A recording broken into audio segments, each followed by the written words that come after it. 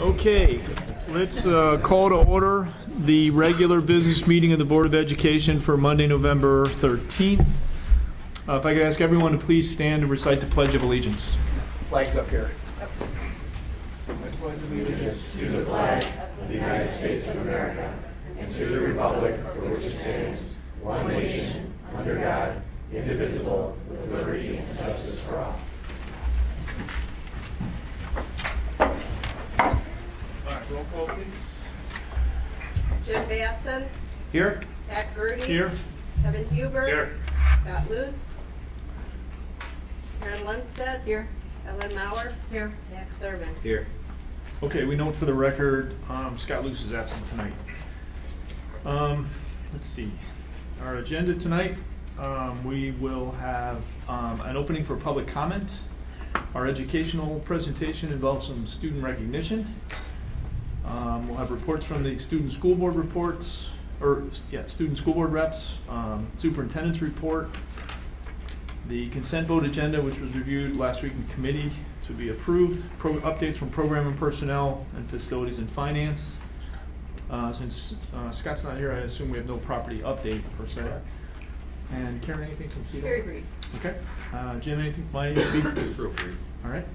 And then we will have an executive session tonight. The topic is purchase of real property. That's 5 ILCS 120/2C5. We will not be taking any action or having any additional updates after that executive session. And that should do it. All right. I'll open up for public comment. Anybody from the public who'd like to speak? The board waits for a member of the audience to approach.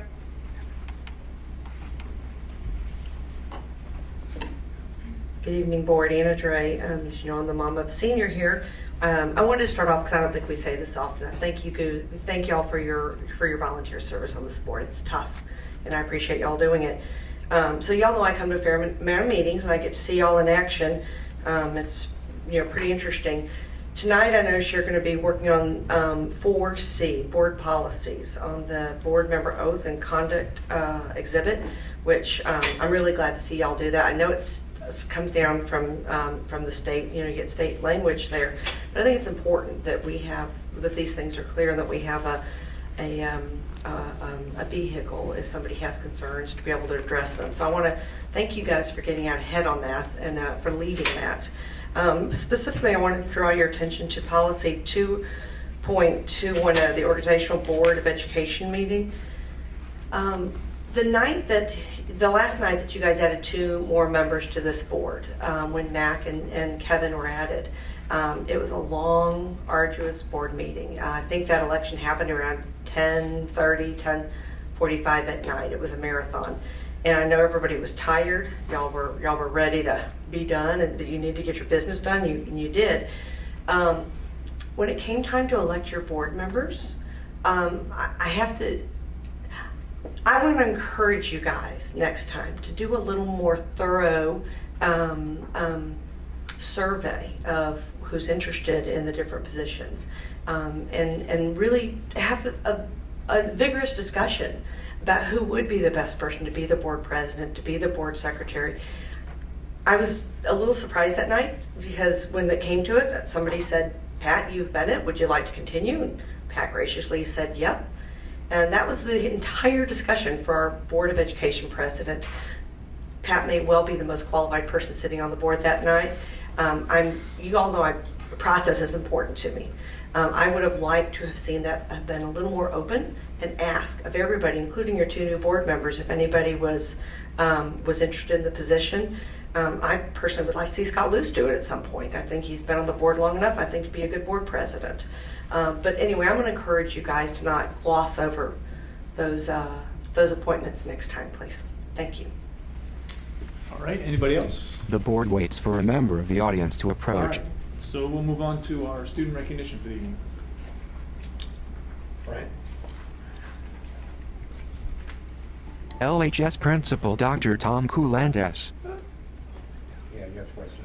Just Or passing you can hold. go to the podium. Well, I'm going to just very proudly introduce Mr. John Fischel, who is our interim co-athletic director extraordinaire.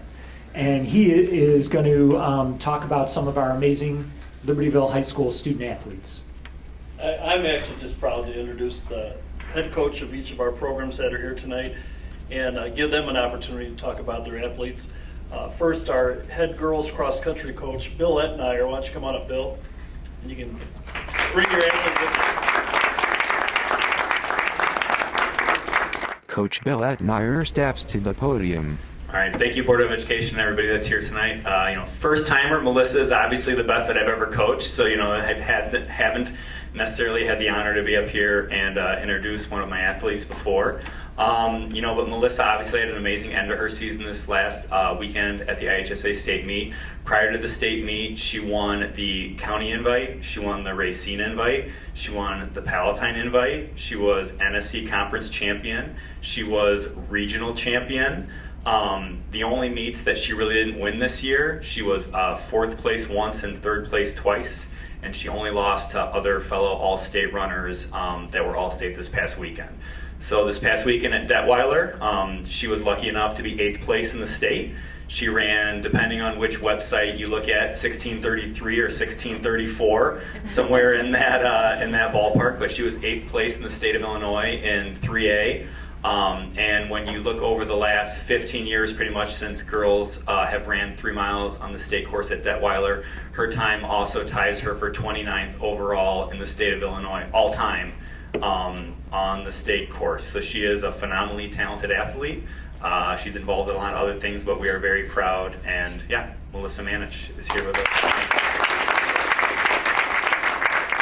Come on.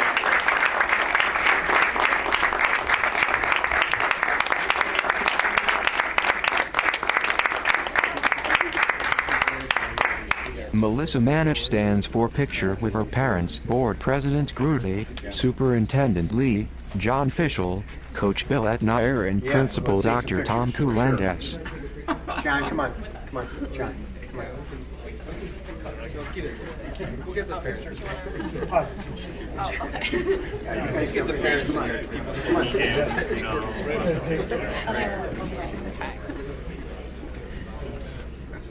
Sorry, Stuart.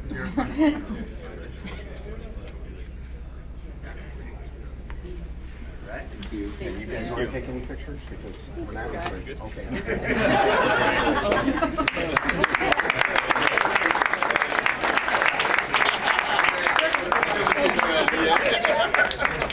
John Fischel returns to the podium. And next, I'd like to ask our boys head cross country coach, Stu Mendelson, to come on up.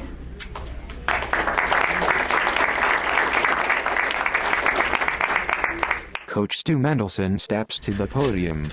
Motivated, driven, and inspired for greatness. These are only a few words I can describe Alex Tam and the success he's had in his 4-year career on the boys cross country team at Libertyville High School. As a senior this year, Alex won the Rebel Invite, Wakanda Invite, Libertyville Invite, and was runner-up at the County Invite, Palatine Invite, and Wheeling Invite. Alex was conference champion, regional champion, and all sectional, and qualified for the IHSA state meet. At the state meet, Alex ran his fastest time of 14:41, taking 15th place, making him all-state on a course that was not ideal after 5 races had already taken place and rained during the previous night. Alex has had great success as a runner for the boys cross-country team while still maintaining a 4.471 GPA in his academics. Most important, Alex has strong character, which I think is the most important trait a person can have, and that is why I'm proud to present to the board tonight, Alex Tam.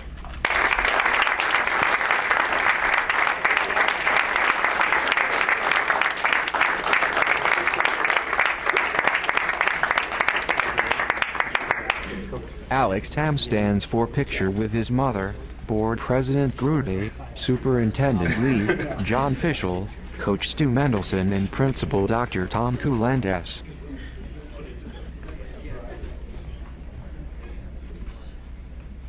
Okay, why don't you come in and get in at one? Okay. Here, stand right here. Yep. Back, Coach. Yep. Do you want Okay. us to take a picture Yeah, with your phone? So that It's you can- fine.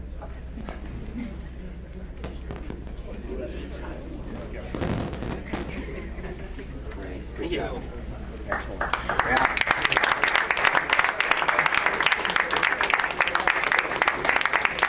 John Fischel returns to the podium. this is really fun because we've got one more introduction here, and this is our first year head coach for the boys soccer team. This is Kevin Thunholm. Coach Kevin Thunholm steps to the podium. Thank you, everybody, for coming tonight and recognizing the boys. We had a fantastic season. We won the North Shore College Showcase in New Trier. That was our first championship. Then we won, we shared conference, which the boys were a little bummed about, but we came out, won regionals, sectionals, super sectionals, and then we finished with second place state championship. So I'm very proud of these guys. We have numerous individual awards. These guys were amazing all year long. We talk about them on the field. You know, they're fantastic, skilled players, but off the field, these guys showed such great character. For a community to get behind these guys, I couldn't be more proud. Every day it was a pleasure to go out and work with these guys. So these are your second place champions here. I will go down, I have several of them. First, Austin Becker, you want to come on down?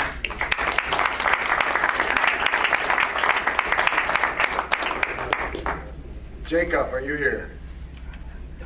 Jacob's not here. Zach, are you here? Zach. Austin Becker is directed by John Fischel to the right of the podium. Zach shakes hands with Coach Mendelson. Chase, come on down.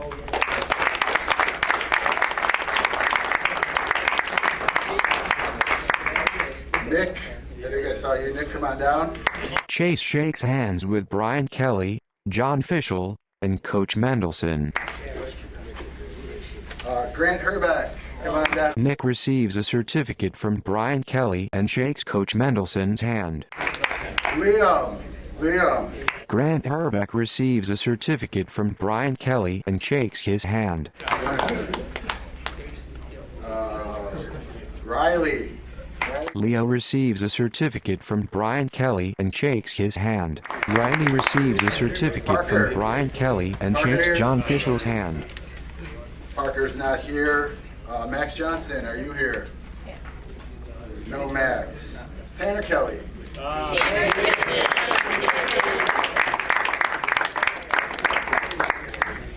Tanner Kelly shakes Brian Kelly's hand and receives a certificate. Ryan Klanos. I don't think I saw Ryan.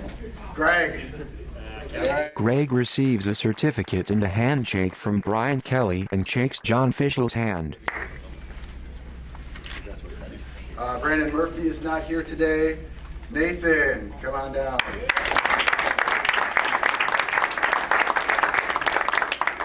Nathan receives a certificate and a handshake from Brian Kelly and shakes John Fischel's hand. Thomas Pearson.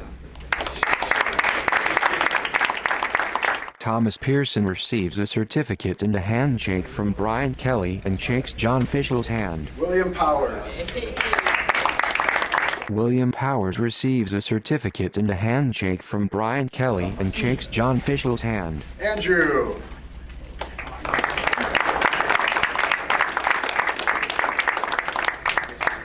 Andrew receives a certificate and a handshake from Brian Kelly and shakes John Fischel's hand. Evan.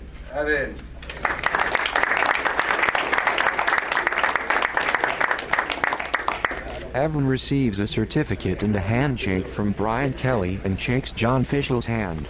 Mickey Riley, I do not believe is here tonight. Carter, come on down.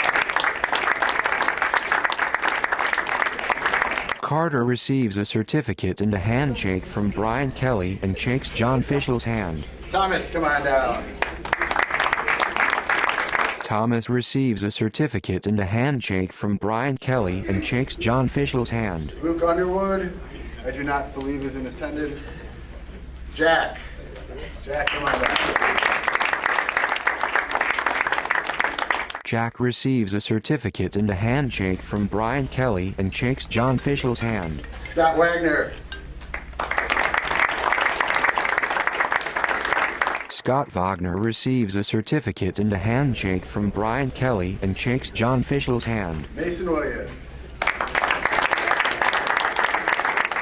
Mason Williams receives a certificate and a handshake from Brian Kelly and shakes John Fischel's hand. And last but not least, Ryan Wittenberry.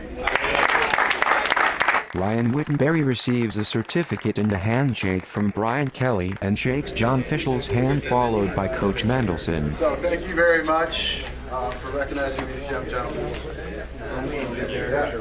Maybe we have you guys kind of squeeze together for pictures of your parents and take a picture.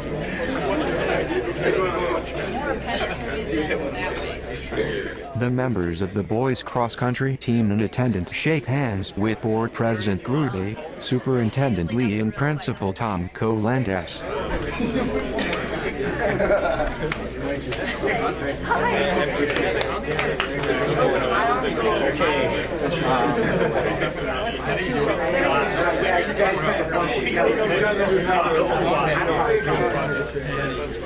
The members of the boys cross-country team in attendance take a picture with Board President Grude, Superintendent Lee and Principal Tom Colendes. Thank you. Okay, guys, just let them take all the pictures they want to take. Oh, yeah. We gotta get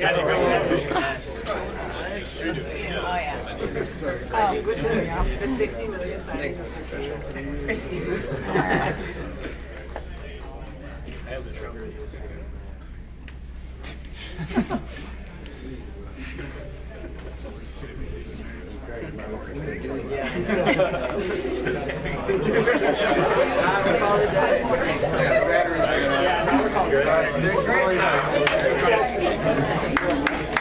Seniors, let's talk real quick.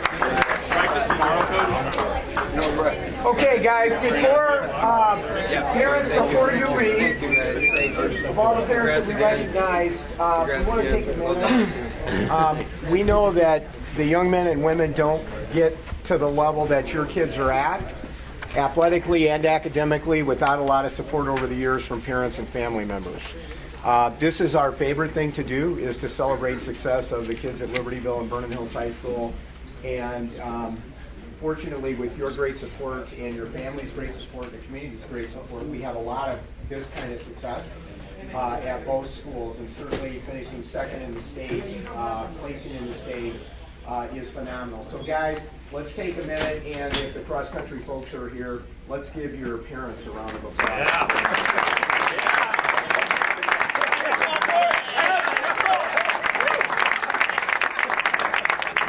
So thank you. Now, you are welcome to stay for the rest of the board meeting. However, you're not going to hurt our feelings if you exit the stage and left, okay? So thank you for coming. Congratulations. Thank you. Great, thank you guys.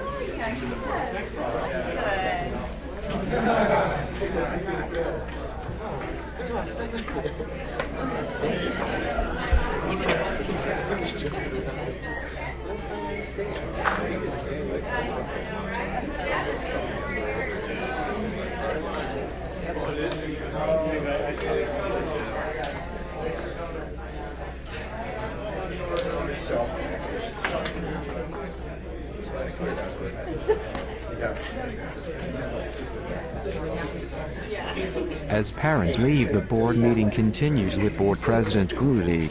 Ready to go. All right, student school board representatives, who would like to go first? Student Representative Francis Ferrolo. Push the button. Oh, okay. So through VHGive, we're raising money for our sister school in Uganda.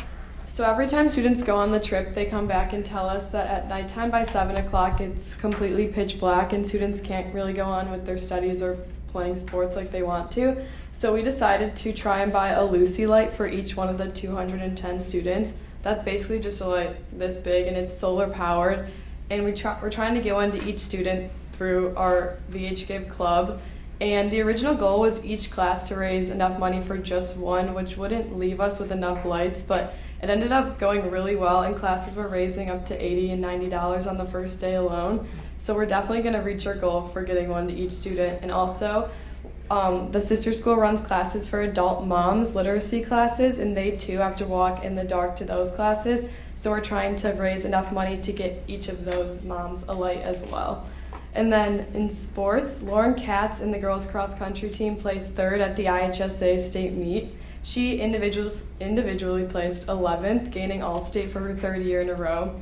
And boys cross country did not place as a team, but Jimmy McDonald went down and got 33rd place, and those individuals will be recognized at the next meeting. Student Representative Hiba Ahmed. Our musical curtains and annual dinner for the senior residents went well last week. Our school is starting a new initiative where staff, it's called Student Table Chats, where staff are going to go to student tables in the cafeteria during the last 10 minutes of their lunch and talk about issues that are pertinent to them, and then report it back to a committee that can work on those issues. So for example, the first one is going to be a later start time, and then the feedback that they get from the students is going to be shared with the it's going to be shared with the late start time committee. We had a survey that was sent out to students that was called Profile of a VHHS Graduate, just to hear about students' vision on how they see themselves in the future, and that information is also going to be used to improve our mission statement. The community screening of screenagers is hosted by Cougar Parent Connection and Student Assistance Program. That's going to be on December 6th. This past Sunday, our girls cross country team hosted the Hustle for Harvey 5K and Kids Fun Run at Vernon Hills High School to benefit the victims of the Hurricane Harvey in Texas. The variety show this Friday will also be, the money for the tickets from the variety show will also be given towards Uganda, but specifically to purchase the curriculum that the teachers need to get the standardized testing for students. Since it's a private school, our sister school is a private school, so they don't get like the state standardized testing that the other schools do. And in order for students to go to high school, they need to take that testing, so that's what the money will be used for. Student Representative Lola Kinlade. Okay, so for athletics, as you all are probably aware of, the soccer team finished second at state, which is a huge accomplishment, and Melissa Manage and Alex Tam received All-State at their state cross-country race in Peoria, and then the Wildcats signed their letter of intent this past week, and then also the boys the boys basketball will kick off their start season this Friday with a scrimmage in the main gym. And then a huge congratulations to the girls swimming and diving team for their third place finish at sectionals this past Saturday. The following swimmers and divers will be moving on to the state swim meet this Friday and Saturday at New Trier High School. Claire Newberger, Emma Gleason, Alex Eastman, Allison Moratini, and Paige Rankin will be continuing on in state. So this Thursday, students from D128 are invited to the movie theater at AMC 12 for a premiere viewing of the movie Wonder. Wonder is a movie about a 5th grade boy with facial differences who attends a public elementary school. Following the movie, there will be a Q&A with craniofacial families and LHS's own Peter Dinkelson. All proceeds from this event will benefit Children's Craniofacial Association. And then in addition, IHS Student Council successfully organized this year's canned food drive. With the help of third period classes, IHS exceeded their goal of what was 10,000 cans. So third period classes collectively donated 4,000 cans, and Student Council collected another 5,000 cans from the community. Student Council also made a $1,000 donation to the Libertyville Food Pantry, allowing for another 3,585 cans to be purchased. A big thanks to everyone who made the donation of 12,585 food items to the pantry possible. And then this past weekend, Model UN had a convention at Stanford.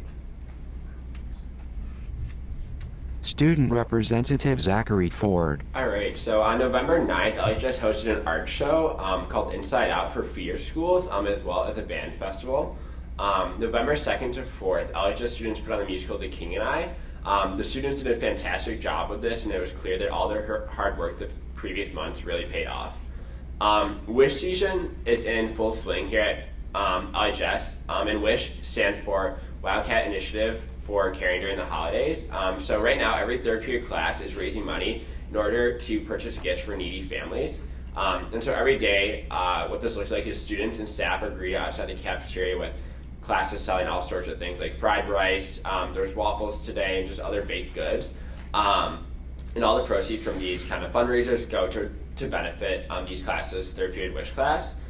So students are really getting creative in all their fundraising efforts, and it's just so incredible to see all of LHS united over just this idea of spreading joy during the holiday season here.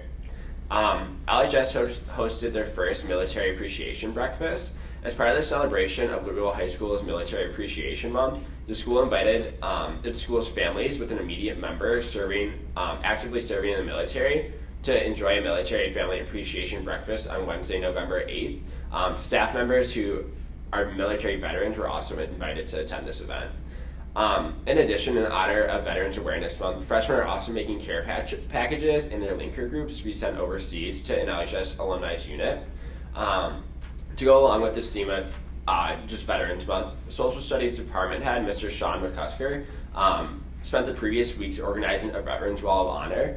And upon walking into school last week, students saw sheets of paper hung all throughout the front foyer honoring LHS students and staff who have family members who have served in the military. And this week, students also will have the opportunity to write a letter to a soldier, which will also be sent overseas.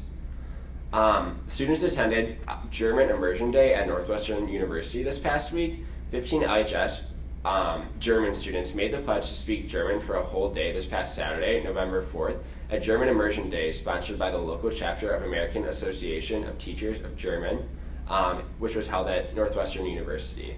And then tomorrow, here at LHS, Cats to College Part 1 will be taking place, and this is just an informative session concerning all aspects of the college application process for juniors and their parents. All right, great job. Great. All right, next, the superintendent's report. Superintendent Prentice Lee. Borrow the microphone here for a minute, and always more great news to share. So tonight, we just want to remind the audience and maybe watching at home and some of our guests who are here for the meeting this evening that the Vernon Hills girls cross country team finished third in the state, the same weekend as the boys soccer team finished second, and we will be recognizing them next month in December at Vernon Hills High School. The following students were named LHS October Students of the Month: Daniel Morrissey, Tyler Kukla, Grace Below, Molly Grayton, Grace Albright, Greg Renix, Nick Rogers, Thomas Power, Savannah Stevens, McKenna Rodolfi, Sabina Brunco, Catherine Hay, and Oscar Pena. More than 200 senior citizen residents of District 128 joined us for the annual dinner and musical at Vernon Hills High School. We appreciate the continued support of our senior citizens. Special shout out to the members of the VHHS National Honor Society for helping serve our special guest. We couldn't do it without you. And before the winter holiday, we will have a similar event here at Libertyville High School. And then the students will see one of the winter holiday music programs. It's always really exciting to have our seniors in. It's one of our favorite things to do. Members of the VHHS Thespian Troupe 6386 of the International Thespian Society, ITS, the Honor Society for High School Theater students collected 5,009 pounds of non-perishables that were donated to the Vernon Township Food Pantry as part of Treat So Kids Can Eat. So it's Tots Eat. As mentioned earlier, the LHS Student Council joined forces with third period classes in the community for its annual canned food drive. They collected 4,000 items during the third period competition, and another 5,000 collected last Saturday during the neighborhood blitz. Kathleen O'Connor at the Food Pantry reports that cans are still being dropped off at the pantry. Stu Co. gave $1,000 to the Libertyville Township Food Pantry so it can purchase directly from the Northern Illinois Food Bank, and they have heard that the money purchased an additional 3,580 items of food. Thank you to everyone who helped the school community exceed its goal and donate approximately 12,585 food items to the pantry. I want to stop here because I think it's important that the community knows the level of community service that our kids do at both schools, and this is just phenomenal, the give back that the students have done to our two local communities, but also the townships and Lake County. So we really appreciate that. And again, just a stellar group of young people in our district. VHHS media students won the first Student Silent Film Festival 2017, held on November 11th at San Filippo Estate in Barrington. A select group of high schools from the Midwest Media Educators Association were invited to participate in the event. Members of the VHHS team who produced the film included James Alshow, director and writer, Eric Johnson, production assistant, Sebastian Dominic, cinematography and special effects, Michael Littman, writer and actor, Nathan J. and Derek Scholl, VH Media members, and the VH Media advisor is Sandy Martin. And as mentioned earlier, I think the Vernon Hills folks mentioned this, members of the VHHS girls cross country team hosted a 5K and Kids Fun Run yesterday to benefit the victims of Hurricane Harvey in Houston. Hustle for Harvey raised $2,800 for United Way of Greater Houston, exceeding their set goal by $800. As part of the celebration of Libertyville High School's Military Appreciation Month, the school invited its school families with an immediate family member who is actively serving in the military to enjoy a military family appreciation breakfast, as was mentioned on Wednesday, November 8th. Staff members who are military veterans also attended the event.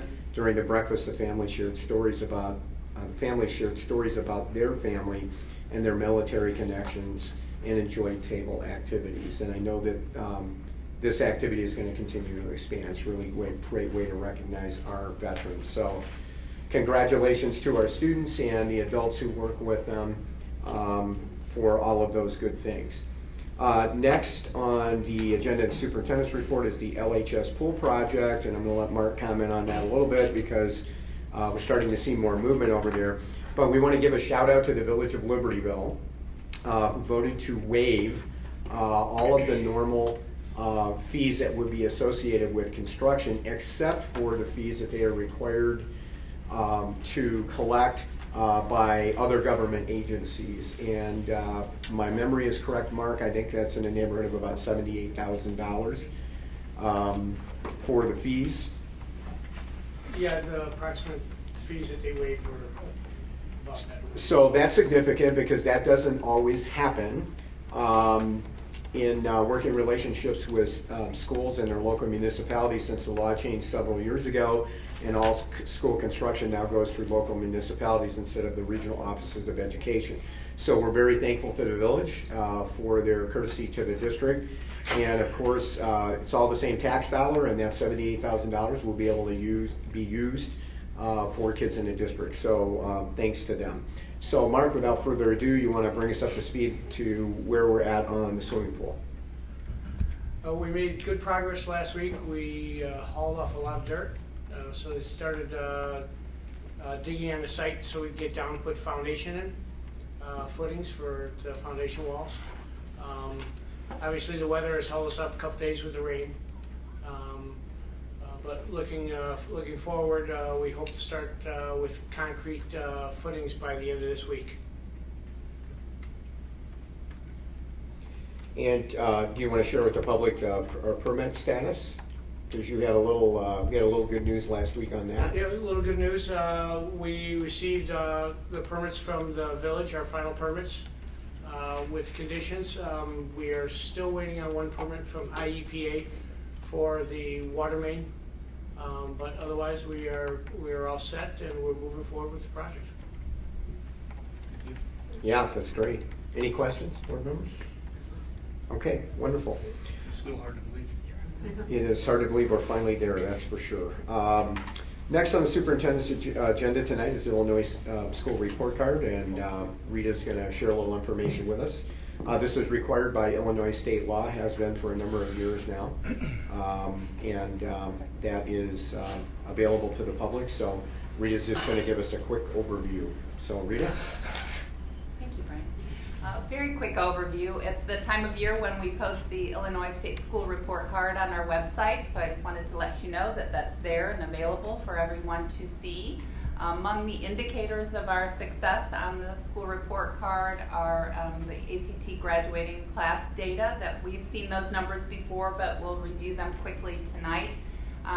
The Ready for College coursework indicator, which is the percentage of our students who earn a 21 or higher on the ACT, the percent of students meeting ACT benchmarks, freshmen on track, the percent of freshman students who pass 5 or more classes and fail fewer than 0.5 credits, and our AP coursework. And new this year is the SAT performance levels. So just a quick comment on the indicators ahead of the SAT performance levels is that, in every single one of those indicators, we're performing far above state averages and well above area schools and districts in terms of the percent of our students who are succeeding and ready to enter college coursework, the percent of our freshmen who are on track. So, we look at this data as this is exactly what we should be doing. It's important to measure, but by every indicator, we're far exceeding expectations in terms of our students' preparation. New this year on the report card, replacing our ACT composite score data as part of the state test, as you'll recall, is the SAT results. So the difference between what you see in the ACT composite score is that these scores have always been published as the graduating class data. So this is the most recent score on ACT taken by students in our district. This will be the last time in 2017 that we'll report. We probably will have many, if not all of our students taking ACT, but we're not administering that district-wide on a school day any longer. So this is probably the last time we'll see this complete data, and from this point forward, we'll be looking at SAT performance. The SAT scores reported on the report card are those earned by students on the school day administration. So these are the junior scores that students have earned. So we've looked at this, we've seen the tremendous growth in our ACT composite scores. So we'll move on to the SAT scores. This was just reported in the Chicago Tribune at the end of last week in comparison with area districts on the first ever kind of baseline year of school-wide administration of the ACT. When you look at Illinois districts, Libertyville ranked 11th among districts and Vernon Hills 18th. And if you remove the selective enrollment Chicago public schools, Libertyville would be ranked 7th and Vernon Hills 11th in the state of Illinois on this first time ever school-wide administration of that exam. So we're really pleased with the results. When we look at comparison districts, we know that we're doing as expected and we're preparing our students for using this SAT score for admission to selective universities.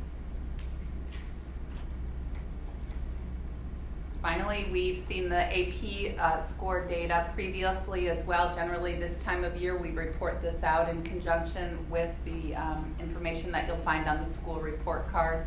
I do just want to say upon conclusion of these report card indicators that we've really spent this year talking about the other indicators of our student success, the things that can't be measured, and we've been intentionally bringing that to you at every board meeting, the kind of really innovative work that our teachers are doing with our students, the success our students are having not only on these one-time measures of their success, but on the many different things that they do to contribute to the community, to engage themselves in deeper learning, and to really prepare themselves for success when they leave us. So that's the conclusion of our assessment data report.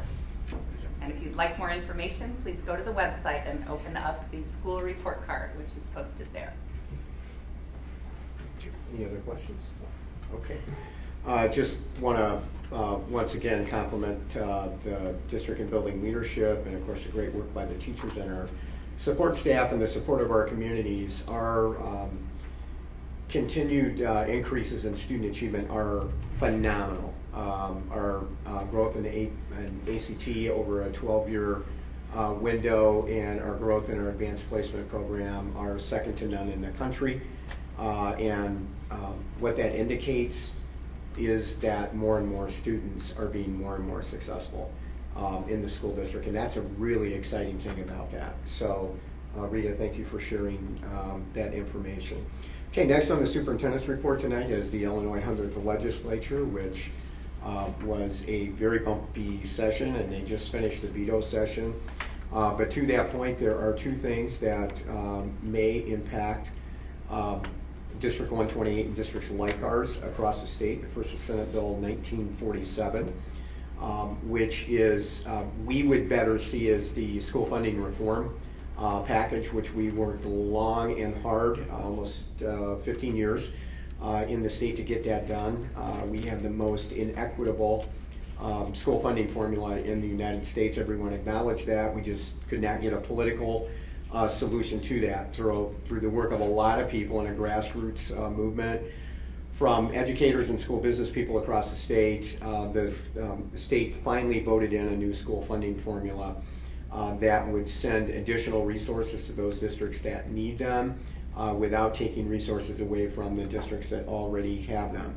That is exciting news.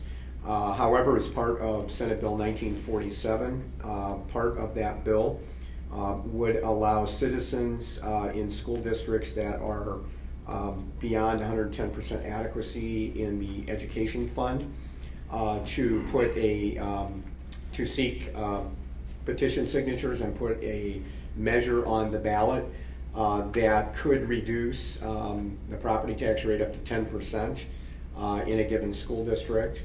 The districts will remain capped by PTEL, or the Property Tax Extension Limitation Law, better known as tax caps. So the ability for school districts to recover those funds at some point is impossible because of that threshold.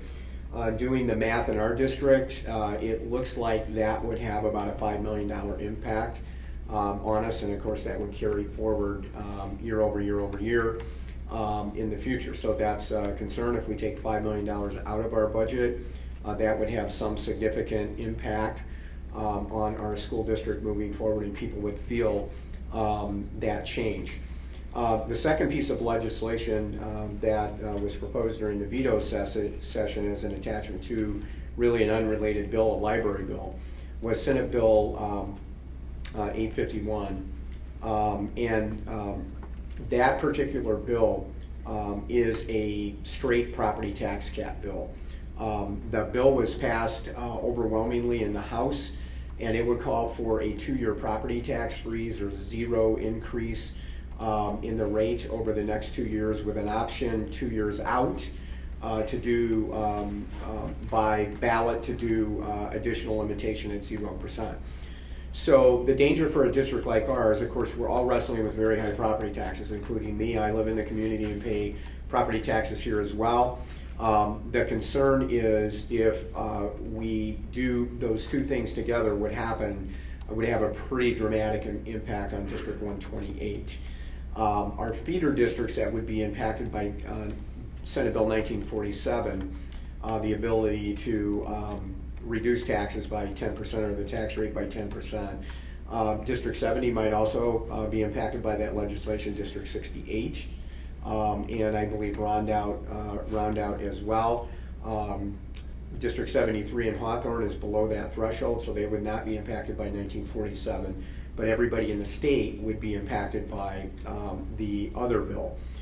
That bill went to the Senate the final day of the veto session, and the Senate, to their credit, I think, heard us loud and clear across the state indicate that that was not enough time for us to make an adjustment if that was passed in the Senate. Remember, in Illinois, the way it works is we have already done our budget.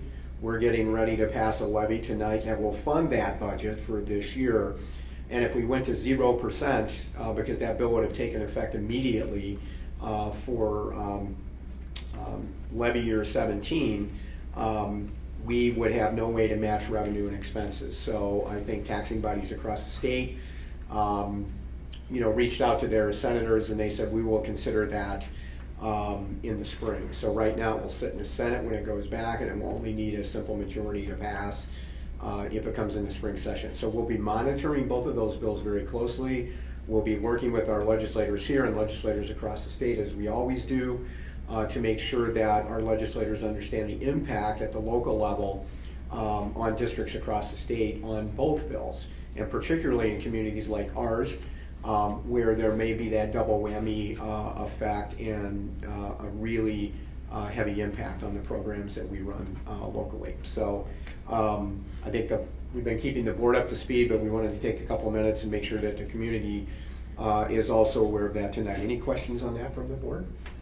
Okay, well, we have a little good news tonight, and I think Mark and I are gonna walk around here. Stuart and I will talk. The next thing on the superintendent's agenda tonight is a Brainerd Memorial update, and as you know, the basic memorial is done, but we've been waiting for the plaque that goes on the memorial, so we received that. The board's aware of the design that we use, so Mark and I are gonna try and lift this up at about 100 and whatever pounds. And why don't we start over here and we'll show, Mark, turn to your, yeah. Sorry, my ties are early, guys. Okay, so I'm just walking, Mark, you can follow me. Oh, it's okay, we just don't want to drop it. So. Well, I don't really want to see the back going It's over okay. there. Oh, it's awesome. Yeah, it's really nice. Okay. So we're gonna walk down here. Very nice. Yeah, doing okay. Yeah, nice. That's good. Okay, now we're gonna turn around and let Stuart see it. Okay. Dr. Lee and Mark Koopman display the Brainerd Building plaques for the camera. Right, we're good. Okay, so let Mary get one. Okay, let's move up, so don't trip on the cord. No, gosh, no, yeah. It's very nice, very, very well, very tasteful. Thank you. You good, Hannah? Yeah, thank you, sir. Okay. Nice. All right, Mark, so I'm gonna lead.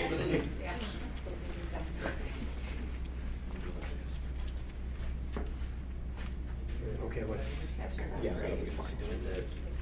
Prentice and Mark set the plaque down in front of Board President Grudy.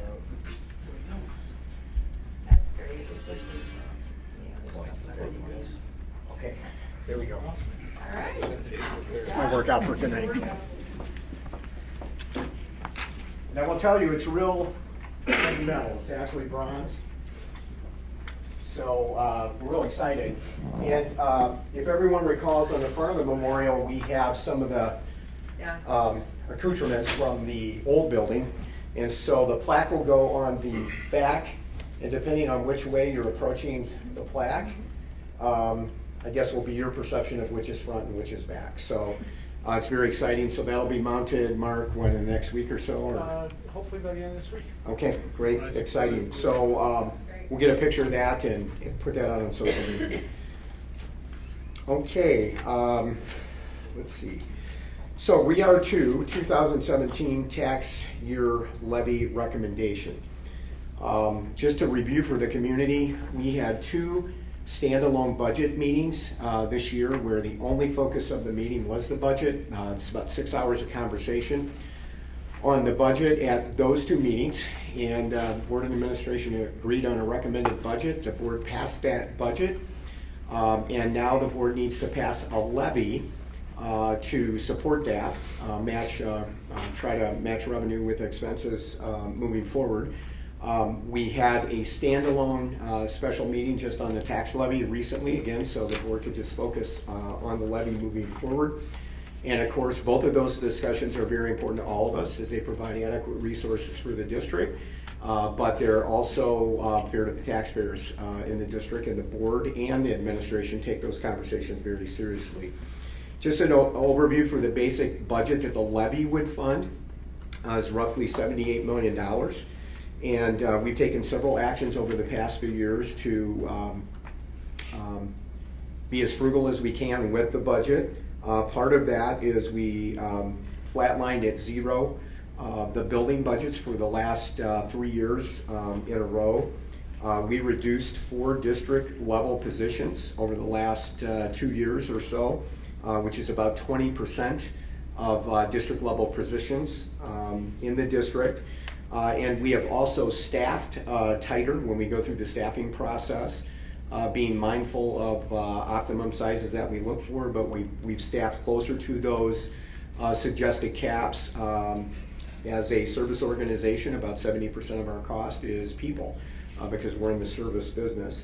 So we've taken several measures to get to that point. So we are going to do basically a quick review of the work that the board has done to get to the levy decision tonight. So with that as a lead-in, I'm going to turn it over to Dan Stanley, Assistant Superintendent for Finance. Yeah, so the levy, the recommended levy you have before you reflects the discussions we had at the previous board meeting, and so the entire levy that's presented before you is approximately $76.8 million. That's going to include the adjustment for inflation, which this year CPI is at 2.1, and an estimate for new property. But with that, there's a cap that you're only allowed to increase by essentially the rate of inflation. And so even though the levy is at 76.8, we're estimating that the most we're probably going to get extended is 76.5. And so some of this is information that we don't know yet. We don't know what values will end up being. We don't actually know what new property will be. And so those numbers can vary between now and when we will get our final extension in the spring. But we're required by law to file the levy by the last Tuesday in December, so we have to make some assumptions about what those numbers will be. So as I mentioned, the CPI is in there at the 2.1. Now this doesn't mean that each individual property, the taxes they pay will go up 2.1%. The aggregate will be that, but each individual property will depend on their own individual assessment. And how does that assessment change relative to the overall tax base? In addition, the new property that's added on top will represent about a 0.4% change in our in the levy. Now, a new property coming on, that's not going to affect existing properties because the new properties are added into the tax base. So it looks like our tax rate is estimated to decrease from the 2.53, which is for the 2016, to an estimated about 2.46. So we're seeing a decrease, and that's really because there's an offsetting increase in the values of the property values in our taxing district at about 4.9%. So you have included for you the worksheet that kind of gives background information, the certificate for adoption, and several levies that you would hopefully adopt and will have to sign as well that will go along with this. And we will file this with the county clerk right away. It has to be filed with the county clerk the last Tuesday in December. And you had appropriately at the last board meeting, we went through an estimate of what the levy is to comply with Truth in Taxation Act. So we're on board with everything at this point, unless there's any questions. So Dan, just a couple of points of review that I think are important for the community that we talked to the board about. So the overall aggregate is capped at 2.1% because that's inflation, the number that we get from the government. And the new growth in the district, or new property in the district that's being brought online, we only have one opportunity to bring that new property online, or we lose the ability to access it later. And that's going to add about an additional 0.4-ish. So that takes the overall levy to 2.5. However, for individuals, or I guess businesses or corporations, that are paying those taxes, they are not taxed for the additional new growth. Is that correct? Not specifically, or even in the aggregate. The aggregate effect will be for existing properties is going to be 2.1. 2.1. So that's important to know that in order to bring that new growth on, we have to levy for that new growth. And if we fail to do that, then we're going to lose that new growth kind of compounded over a period of time. Is that correct? That's correct. Okay, great. Hey Dan, and I don't know if you recall these numbers when we reviewed it, but just to highlight, what % of our revenue is from local sources, number one? I'm thinking of that pie chart that you had. Mm-hmm. And if you could, I'd like you to just comment also on, I think there was a state average number and a national average number that I thought were pretty intriguing, actually. Yeah, just give me one second to bring that up. Because I think it really gets to the real root of, well, one of two roots anyway, for the high property taxes we experience in Illinois. Yeah, so maybe I'll start with the United States. So the United States average, the split between what the local and state does, they end up splitting it about, call it about 45% each. Pretty even split between state and local. So and then national average. If we were if we were the national average, 45% of our revenue would come from local sources and 45% would come from the state. Correct, and then the remaining around 9-10% will come from the federal government. Yeah. The difference is in Illinois, the structure is very different. Roughly 2/3 of the revenue sources come from the local community, and the biggest part of that is going to be property taxes, but there's also fees and stuff associated with that. But the local community funds about 2/3 of that. The state is lucky if it gets close to 1/3 on average, and then the federal government kicks in a little bit, probably around 7 or 8%. And these are based on national numbers that are a couple of years old, but the most current information you have is that, and the trend stays pretty similar over the years. But the difference in then for a district, for our specific district, due to just the structure of everything, is the local revenues represent approximately, I want to say 95% of our revenues come from the local community here. Okay. And then about 3% or so come from the state, and maybe 1 or so-ish comes from the federal government. I know it doesn't add up exactly, I'm just looking at a pie chart here, but that's roughly how it will work out. Okay, so we have to raise about 95% of our revenue through local property taxes. Statewide, the number is more like 66%. Correct, and we have to raise 95% of our resources through the local community, which is a mixture of property taxes and like user fees and everything. The vast majority of that is going to be property taxes, but it is a combination of both. Okay, and then the national average is, well, I'll say closer to 50-50, 45-45. Okay. All right, good. That was a great slide. I know when you showed it. All right, so what is the motion that we're looking for here? The recommended motion would be to approve the. Hey, Pat, hold just a Go second. ahead. Yeah. Hey, Dan, I just want to affirm we've had so many discussions about the tax levy.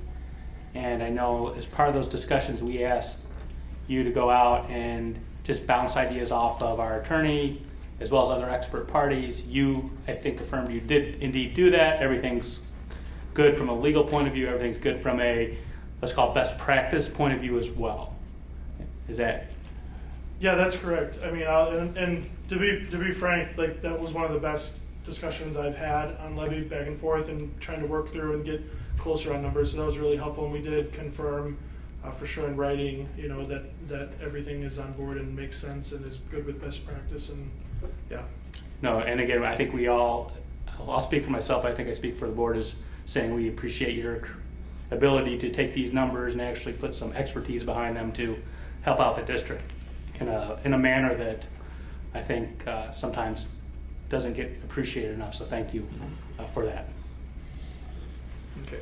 All right. So now, again, the motion is.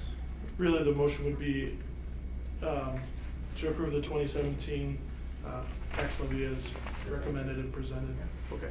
All right. Is there a motion? I move to approve the 2017 tax levy as presented. All right. Is there a second? Second. All right. Is there any further discussion? No, I just wanted to second the comments. I thought that was a fantastic meeting, the tax levy meeting. The information was as clear as I've ever seen it in terms of really making sense out of what we're doing and really being transparent and really, you know, organizing things in a way that's really clear. So I appreciate that. Okay. Anybody else? All right. Roll call. Batson. Aye. Rudy. Aye. Huber. Aye. Lundstedt. Aye. Mauer. Aye. Thurman. Aye. All right. Motion carries. Okay, All that, right, that any other- concludes the superintendent's report. All right. Thank you. Next. Yeah. Sure. Let's see. Okay. No, you're good without all that. These are on automatic. Yeah. Yeah. Just a quick question I had when the student representatives were talking and then Prentice about the military breakfast, which by the way is a fantastic program. A quick question that popped in my head was, do we have any idea what percentage of our employees are veterans? Staff? I don't know the percentage, but at Libertyville High School, we were only able to identify 3 staff members who were veterans. Okay.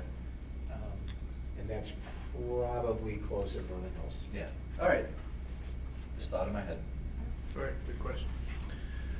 All right, the consent vote agenda is listed. This was the agenda we reviewed last week in the committee meeting. Can I ask for a motion to approve the consent vote agenda as listed? So moved. Is there a second? Second. Any discussion? Not, roll call, please. Grudy. Aye. Huber. Aye. Lundstedt. Aye. Mauer. Aye. Thurman. Aye. Batson. Aye. All right, motion carries. Next, program personnel, Chairperson Mauer. Okay. All right, I don't know if you can hear me, but, all right, the first item is the 2018-19 and 2019-20 school calendar proposals. We went over these in committee. There was a very nice committee of parents, staff, and community members who went over this very diligently, and they're making the recommendation to adopt both years of those calendars as presented. Questions? Okay. All right. Who would like to make the motion? I would like to make that motion. We adopt both years of the proposed school calendar for 18-19 and 19-20. Second. Any discussion? We'll just highlight again, once this will be our second year, I guess, of starting early, finishing the first semester by the holidays, and then getting out very early, right? Probably worth highlighting as well for the community that we will have both graduations on the same night. That is a bit of a change, all right? But we'll divvy up the responsibilities between us and have a great, two great graduation ceremonies. And also, too, is just we're going to doing 2 years at a time, and you know the second one, there's always room to change if need be, but it's good for planning purposes and for the feeder districts and families. And with those two graduation dates in mind, we're designing the calendar backwards from that with those two principles, the graduation date as well as finishing final exams before winter break. So. Yeah, and everybody will finish finals before graduation. Yes. Right? So that was Yes. a thing we had to work through. Yes. Right. Okay. All good. All right. Any other discussion? If not, roll call, please. Huber. Aye. Lundstedt. Aye. Mauer. Aye. Thurman. Aye. Batson. Aye. Grudy. Aye. Motion carries. Okay, next we have 2018-19 curriculum proposals. Those looked at different proposals from both high schools, additions and deletions. We're seeing more innovative coursework coming in, and the focus is good, really good. Thanks, Rita, for the work you did on that. So we're looking for a motion to approve those proposals as presented. I move to accept the 18-19 curriculum proposals, the 2018 and 2019 curriculum proposals, to make sure we're in the right century. Yeah. Second. Second. Any discussion?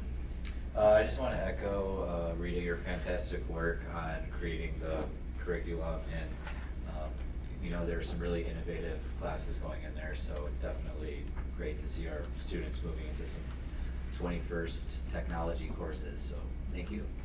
Thank you, and I have to commend our excellent educators who are the original proponents of these courses. They're the experts in the field, and they, you know, no coursework comes before us without having that idea originate from a team of teachers. So we're really grateful to have the excellent educators that we do.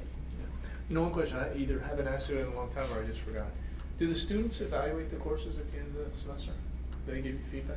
Many teachers do have a process by which they ask for student feedback on the course design, and we have other mechanisms where we interview students as well on their how they learn best, their satisfaction with courses, the kinds of activities that support their learning.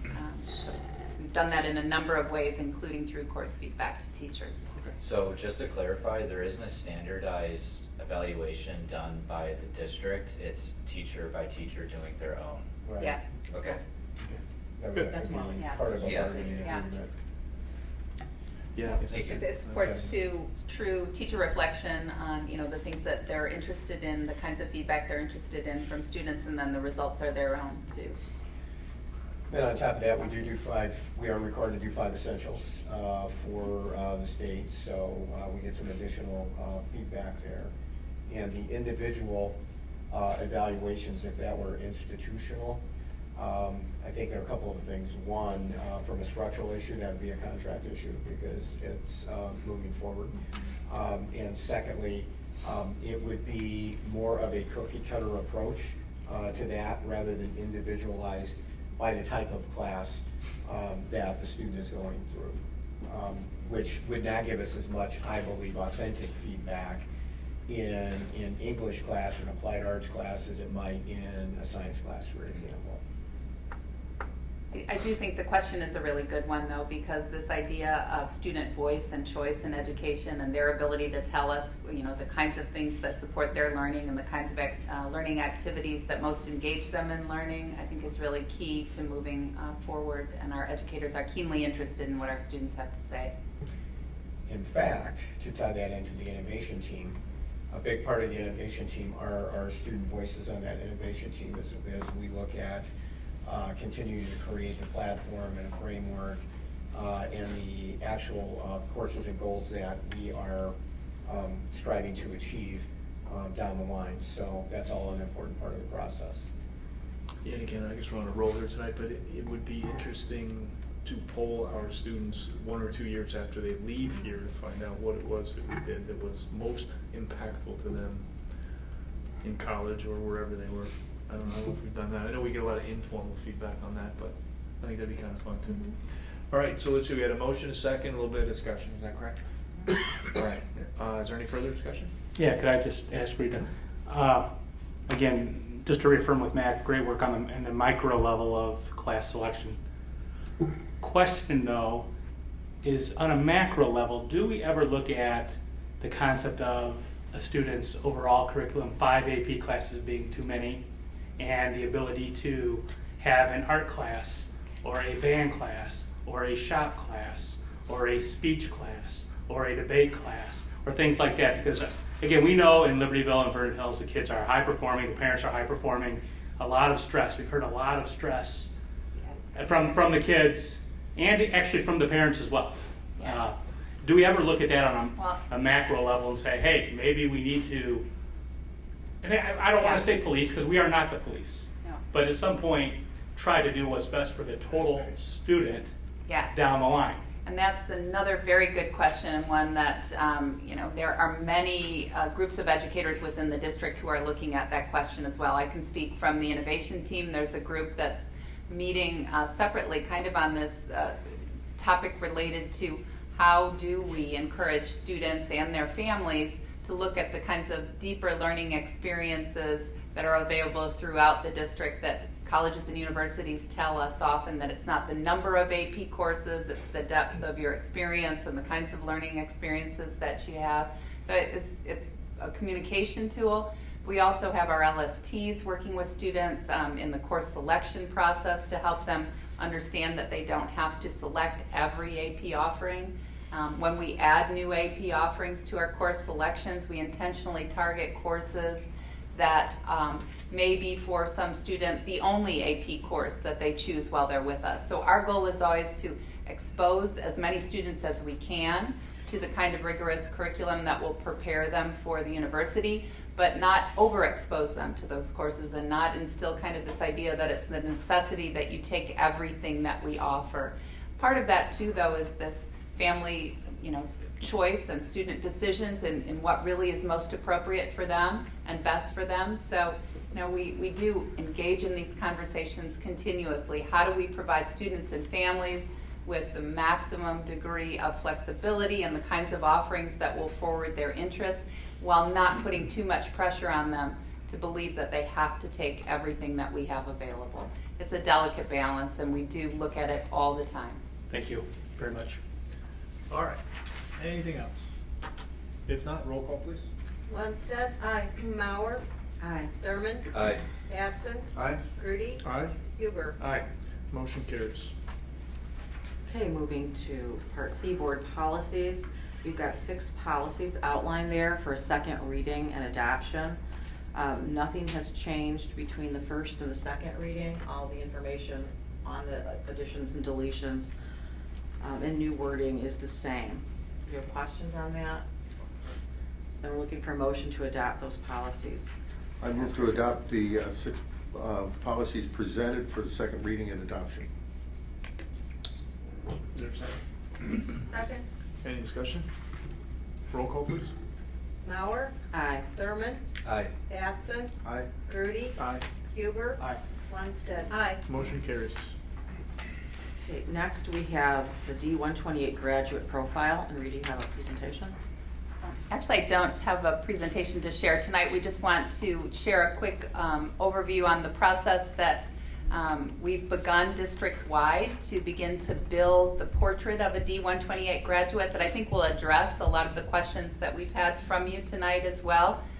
What are the qualities and characteristics of graduates from our district, and how will we together as a district use that profile to reimagine our mission, our vision for students, and help it to guide us in our decision making and planning. So when we propose a new course, how does it align with those values? How does that help us to produce the kinds of students that we say will graduate from our schools in 4 years? So we put out a survey to the community. We've had our students at the 2 high schools participating in the survey this week. We've shared the information in e-pop prints and via social media. So, and we're also reaching out to the extent we can to our graduates to have them participate in the survey as well. So we're excited about this process. When we get the data gathered, we're forming a district-wide writing team to help us design the visual representation of a D128 graduate. And what I said is called a profile of a graduate. So we'll have much more information and some previews of the early prototypes of the writing team's work. Hopefully the work will conclude in January and we'll present you a final product then. And that creates a framework for our strategic plan moving forward. So, yeah. Very exciting. I hope everyone took their surveys. I know I did. Okay. So I don't have any others. Does anyone have any other? No other. Okay, then we are finished with the program personnel. Thank you. Facilities and Finance, Chairperson Batson. Thank you, Dr. Grudy. We really only have one item on the agenda here. Nothing for action, but just an update on the Libertyville High School future parking options. Well, we went in depth at committee on some of the options that we're looking at. It's too early right now to zero in. We'll be working with the village as well on parking, but we're looking at some options that would, in addition to the 40 or so spaces that we lost for construction that we'll put back, that would create some additional parking on the LHS campus. So we've got to get a few more answers, but we shared a few options with the board at the F&F committee meeting, and we'll be back to the board from maybe as early as December to talk about that a little bit more. As we frame that out, we get some more answers. I think that's a fair way to say it. Okay. All right. Anything else? No. That's it? Okay. All right. No property brief, CEDAW. Yes, as you remember, the superintendent of CEDAW is retiring, Dr. Moline, at the end of this year, and so the superintendent recruitment phase, the search is in place and the recruitment period has ended. And the first round of interviews will begin at the end of the last few days of November, hoping to come up with 2 finalists to be selected and recommended to the executive board, and hoping to bring a recommendation to the governing board meeting in January on the 25th. So just it's moving along, and that's good news.